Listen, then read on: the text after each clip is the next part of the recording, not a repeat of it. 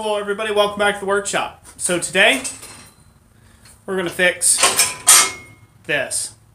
Thanks for watching. Well, like I said in that opening credit, we're going to fix the power hammer today. So I was working this thing pretty hard the other day. I've been working it hard quite a bit in the last, 6 months, 6 to 8 months or so since I had to repair this spring before. And so, you know, it has snapped on me again, but in a different location than where it snapped the first time. Yes, that's right. It snapped once before.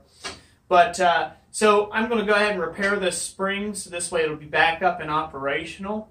And you know, I'm going to take you guys along for a little bit of the journey there. One thing I'll point out is this is what, like I've been saying for a long time with one of my power hammer Q&A videos. All mechanical machines need routine maintenance, and things like this are going to happen. They're going to break down. You're going to have to replace springs and bolts and bearings and things like that eventually. It's just a process of time and how much you actually use the machine. I use this thing almost daily in the shop, so and this is a professional shop, so we're talking a 10-hour day, or at least my kind of shop anyhow. So we're talking 10 hours a day here, so it really has put in a lot of labor. And you know, fixing the spring once, I'm going to fix it again. I'm going to show you how I do that. Hopefully it'll hold up for another 6 months or so. Who knows? If it breaks again on me, I will probably just go ahead and replace it for a much newer spring, and yeah, go from there and just continue on. So thank you all for watching this video. We'll go on a little time lapse of me taking this all apart, and then we'll stop when we get ready to fix it.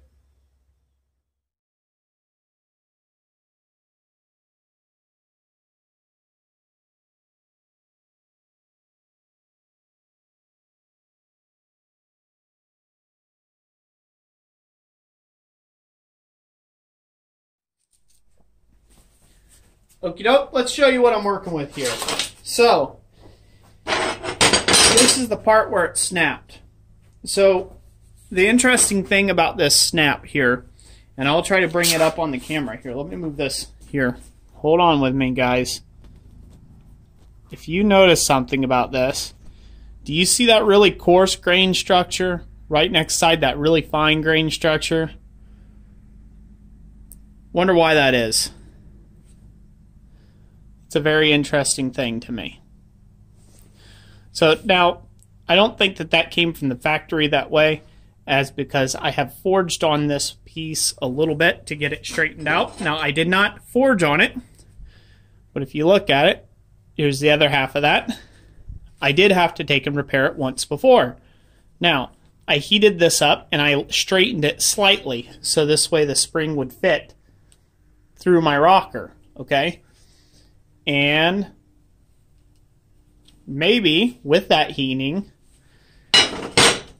and not going through any sort of normalization cycles and doing any sort of heat treat back to this thing, it caused me to have a larger grain growth. So most assuredly, this will probably snap on me again at some point, whether it be somewhere further down the line, or who knows, maybe it'll be on the tip of the thing now. I don't know. So let's zoom you back to where the rest of the table's in focus. So, keeping with my KISS method, or the keep it simple sweetie method, or keep it simple smithin', or however else you want to take and use an acronym there, I like to take and do things the easiest way possible, all right, to get myself back up in order. Really, I'm not out anything because this is just an old piece of truck leaf spring. Just a really old truck leaf spring that I had lying around. So I'm really not out anything by going ahead and welding this up. If it fails again, then I know I'm just going to have to get me some new spring steel, or another section of spring. I'll set this off on the scrap pile to use it in other tooling and things of that nature, where I will go through the process of actually heat treating it properly so it won't crack and break and fracture again. But today, that's not what I need to do. I need my power hammer back up and running. This is one of the great things about a home-built power hammer. If you don't overcomplicate it, you can very quickly disassemble it, fix whatever needs to be fixed, put it back together, and you're back up and running. Let's see you do that with a commercially made power hammer. Probably won't happen. You'll have to wait on parts and everything else. So here's my previous fix. Once again, I'll bring it up to the camera and refocus here. So as you can see, this is where they're most prone to break, is right across the eye here of the bolt, because that's where it's taking a lot of stresses of going up and down. So that's where it's most likely to break, and of course it did. It snapped right across there, and so I had to take and holler out it a little bit, create some grooves, and then put in a filler weld. Now in this particular case, since I'm stacking other springs against it, I had to grind down that weld. Otherwise, I would have just left that weld a little proud, and I would have welded a little bit to each side of this, and it would have been no big deal. Now, with all that being said, how do we fix this? How do we fix this to where we can still use this as a usable spring? Let me take this back down, refocus the camera. Okay. So the way we're going to fix this to create this into a decent spring again that will work for our purposes is actually fairly simple. This method's going to be very, very simple. We are going to take this to the belt grinder. If you don't have a belt grinder, you use an angle grinder.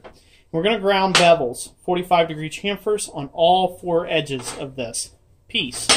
Okay? And we're going to do likewise on here. Okay? Then what we're going to do is we're going to tack it from this end and tack it from this end, and that will hold our 2 pieces in alignment. Then we're going to break out the torch.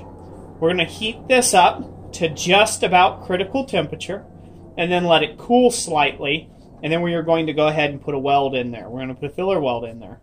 Then we're going to go back to the torch.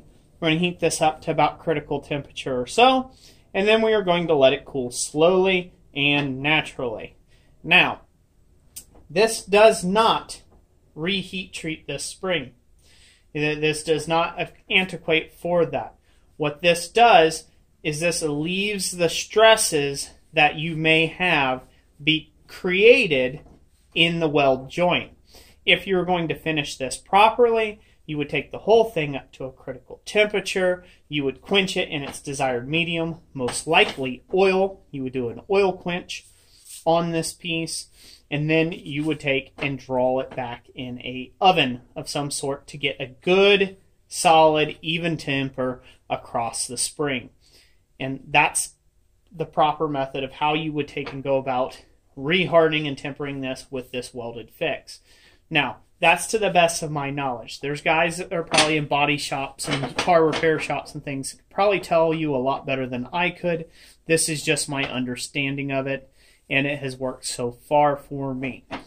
So without further ado, let's go into a little short time lapse here where I will grind this up, and I will go ahead and get this welded in.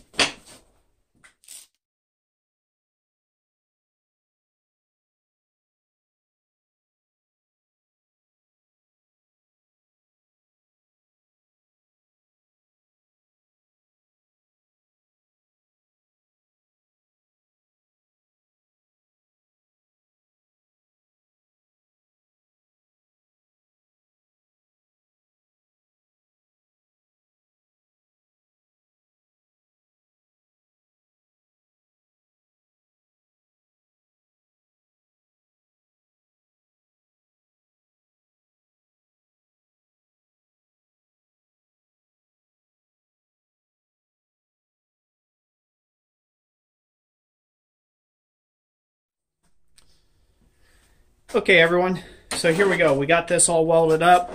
We've got a really nice bead right down across that break line. As you can see, that welded in good. Not too much undercut or anything like that. So that there is pretty much repaired. The spring shape is still the same. What I was doing there in the video, if you noticed, I was heating up into here and a little bit up into here, and the reason why you do this in 2 stages, one, you want to get a good weld bead into this joint. That's why you want to heat it so much at the first stage.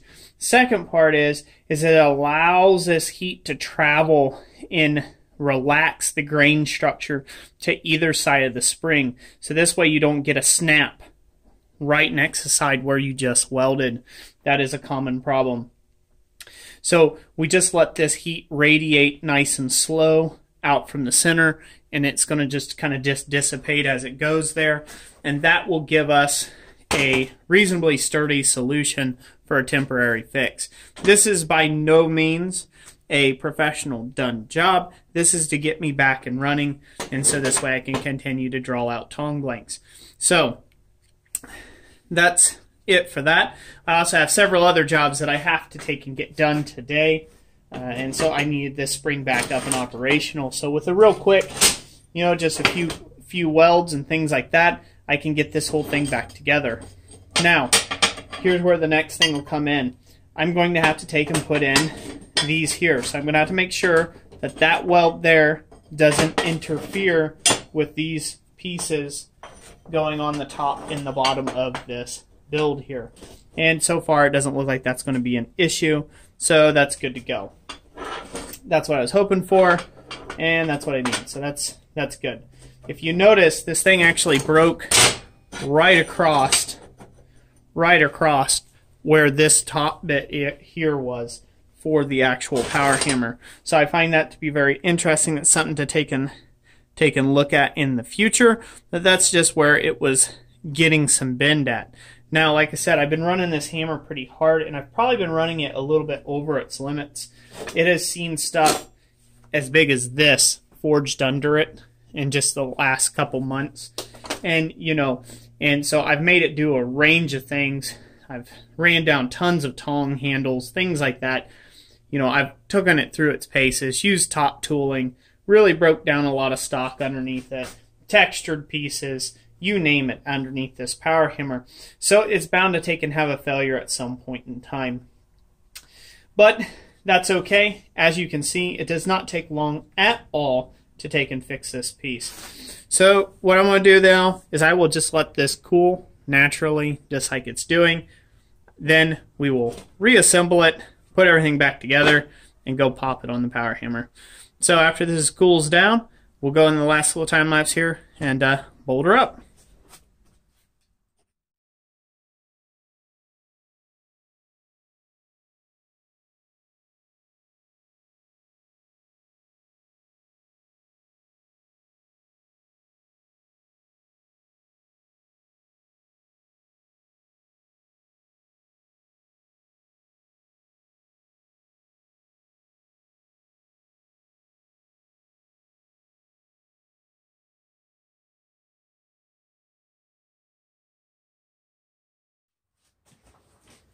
Okay, everyone, there you have it.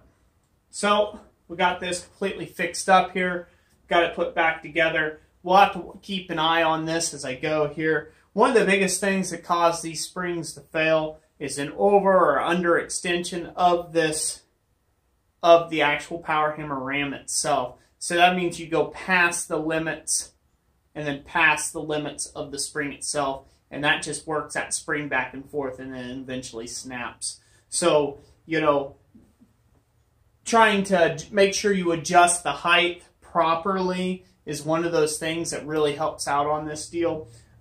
You know, it's something I should pay a little more close attention to when running on this operation today. And what I was doing, I had the height adjusted a little too high, a little too tall, and so therefore it was overextending itself.